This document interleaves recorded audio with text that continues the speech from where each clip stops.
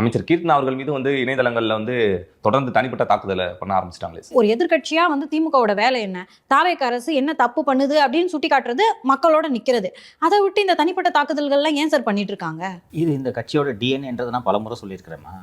ஜெயலலிதாவை விமர்சனம் செய்வதற்கு பல முறை சோபன் பாபுவின் பெயரை கருணாநிதி பயன்படுத்தியிருக்கிறார். சோபன் பாபு எங்கிருந்து வந்தார்? அவர் எப்படி பேசுவார்? இவர்கள் வேறு எப்படி பேசுவார்கள்? இன்னும் பாடம் கத்துக்கலையா சார் இந்த திமுக? எப்போதும் கற்றுக்கொள்ள மாட்டார்கள். நீங்க என்னதான் ஃபேர்னஸ் கிரீம் பூசுனீங்கனாலும் உங்களோட ஸ்கின் டோனை மாற்ற முடியுமா? உங்களுடைய டிஎன்ஏ என்ன என்பது நீங்கள் பிறக்கும் போது உருவாகிறது. டிஎன்ஏ மாற்ற முடியுமா? அதனால தான் பலமுறை நான் சொல்லி இருக்கிறேன், திமுக கருவின் குற்றம். யாரோ ஒரு பொண்ணு ஒரு மினிஸ் கட்டும் போல ஒரு உடை அணிந்திருக்கு, அது மலேசியா பெண், எங்கேயோ இருக்கட்டுமா. கீர்த்தனாவே அணியட்டுமே. உனக்குனே வந்துச்சு. கீர்த்தனா தொழில்துறை அமைச்சராக சரியாக செயல்படவில்லை.